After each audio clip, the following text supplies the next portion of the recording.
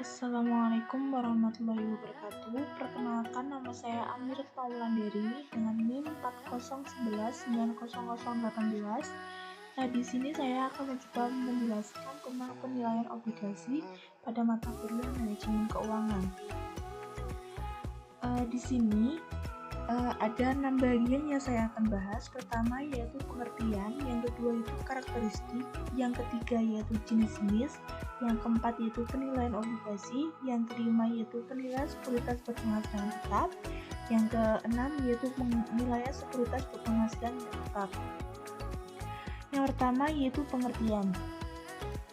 Menurut Jogianto, pengertian obligasi adalah suatu kontrak pinjaman yang mengharuskan untuk membayar kembali pokok pinjaman ditambah dengan bunga pinjaman dalam kurun waktu tertentu yang telah disepakati oleh pihak yang bersangkutan. Menurut Frank J. Fabozzi, obligasi adalah salah satu jenis utang atau surat pengakuan hutang suatu perusahaan yang akan dibayar pada waktu jatuh tempo sebesar nominalnya. Penghasilan yang diperoleh dari obligasi adalah berupa tingkat bunga yang akan dibayar oleh perusahaan penerbit obligasi pada saat jatuh tempo, sehingga dapat disimpulkan bahwa obligasi adalah surat tanda bukti utang yang dikeluarkan oleh perusahaan kepada pemegangnya dengan imbalan bunga sejumlah tertentu. Yang selanjutnya yaitu karakteristik. Yang pertama yaitu nilai nominal, di mana nilai pokok dari suatu obligasi yang akan diterima oleh pemegang obligasi pada saat obligasi tersebut jatuh tempo. Yang kedua, kupon, nilai bunga yang diterima pemegang obligasi secara berkala, yang mana kelaziman pembayaran kupon obligasi adalah 3-6 bulanan.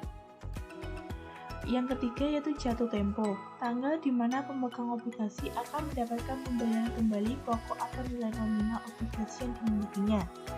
Yang keempat yaitu penerbit atau emiten, mengukur risiko dan kemungkinan dari penerbit obligasi tidak dapat melakukan pembayaran kupon dan atau pokok obligasi tepat waktu, yang biasanya disebut dengan default risk. Dapat dilihat dari peringkat atau rating obligasi yang dikeluarkan oleh lembaga pemeringkat seperti Pevindo atau Kasnik Indonesia.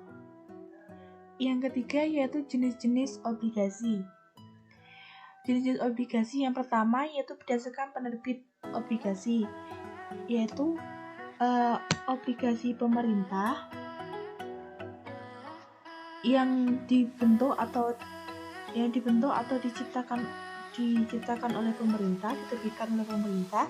Yang kedua yaitu obligasi perusahaan milik negara atau state owned company, contohnya seperti BTN, Bapindo, PLN, dan lain sebagainya.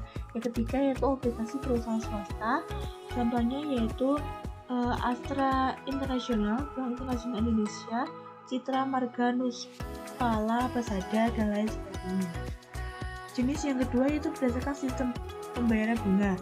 Yang pertama obligasi kupon atau coupon bond, obligasi yang bunganya dibayarkan secara periode, ada yang setiap triwulan, semesteran, atau tahunan. Yang kedua yaitu obligasi tanpa kupon atau zero coupon bond. Investor tidak akan menerima bunga secara periodik, di mana bunga langsung dibayarkan sekaligus pada saat pembelian sehingga akan mengurangi harga obligasi. Jenis yang selanjutnya yaitu berdasarkan tingkat bunganya. Yang pertama yaitu obligasi dengan bunga tetap atau fixed rate bond, adalah bunga pada obligasi ini ditetapkan pada awal penjualan obligasi dan tidak berubah saat jatuh tempo.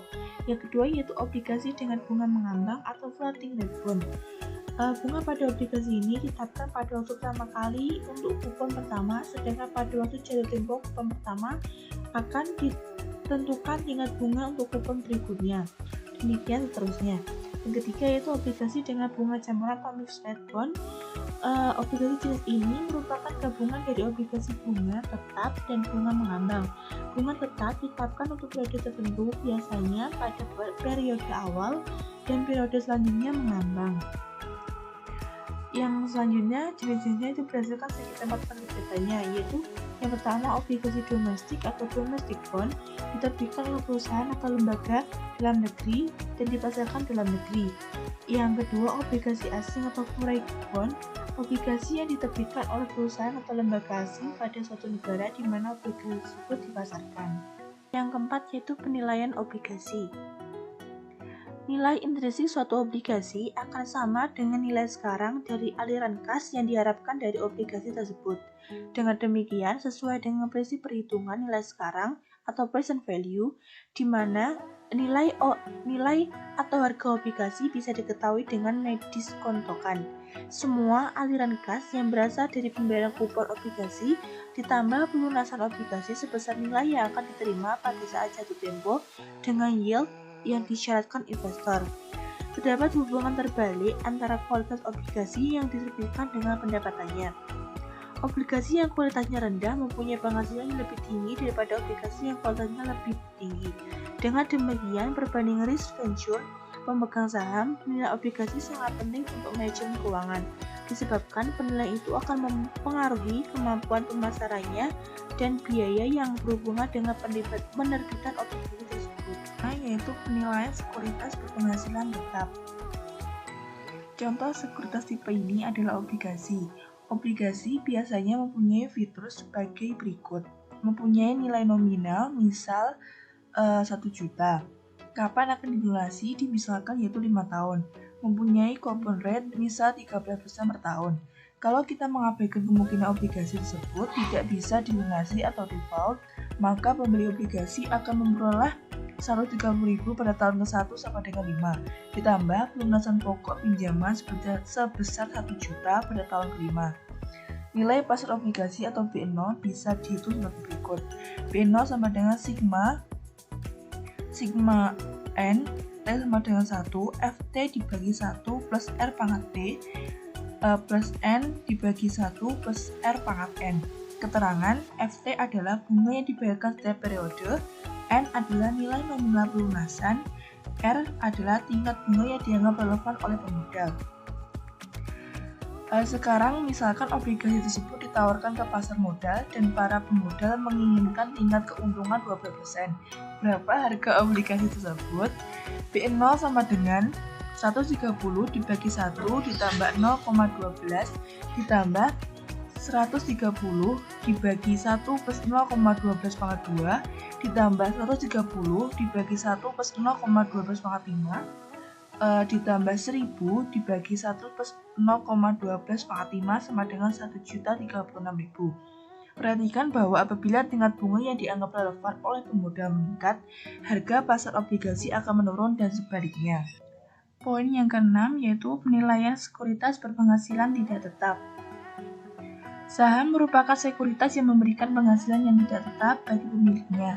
Pemilik saham akan menerima penghasilan dalam bentuk dividen dan perubahan harga saham. Kalau harga saham meningkat dari harga beli, maka pemodal dikatakan memperoleh capital gains, apabila sebaiknya disebut sebagai capital loss. Apabila harga saham saat ini sebesar 10.000, kemudian diharapkan memberikan dividen sebesar 1.000 pada tahun depan. Dan tahun depan diperkirakan harganya 11.000. Dengan demikian, tingkat keuntungan yang diharapkan akan diperoleh adalah R sama dengan P1 dikurangi P0 ditambah D1 dibagi P0. 11.000 dikurangi 10.000 ditambah 1.000 dibagi 10.000 sama dengan 0,20 atau 20%. Persoalan tersebut juga bisa dinyatakan P sama dengan P1 dibagi 1 ditambah R pangkat R plus D1 dibagi 1 plus R pangkat R sama dengan 11.000 dibagi 1 plus 0,20 plus 1.000 dibagi 1 plus 0,20 sama dengan 10.000. Karena seseorang bisa memiliki saham untuk waktu N tahun, maka persamaan umumnya menjadi P0 sama dengan sigma N plus sigma N T sama dengan 1 DT dibagi 1 plus R pangkat T plus PN dibagi 1 plus R pangkat N. Dalam hal ini, PO adalah harga saham saat ini. DT adalah dividen yang diterima oleh pemodal pada tahun ke-T. PN adalah harga saham pada tahun ke-N dan R adalah tingkat keuntungan yang dianggap relevan. Meskipun seseorang pemodal bisa memiliki saham selama N tahun, Tetapi sewaktu saham tersebut dijual, akhirnya periode kepemilikan akan menjadi tidak terhingga. Dengan demikian, persamaan di atas bisa dituliskan menjadi P0 sama dengan sigma N tak terhingga, T sama dengan 1, dt dibagi 1 plus R pangkat T. Dalam persamaan tersebut, N sama dengan tidak terhingga. Sekian presentasi dari saya. Apabila ada kurang lebihnya saya mohon maaf. Wassalamualaikum warahmatullahi wabarakatuh.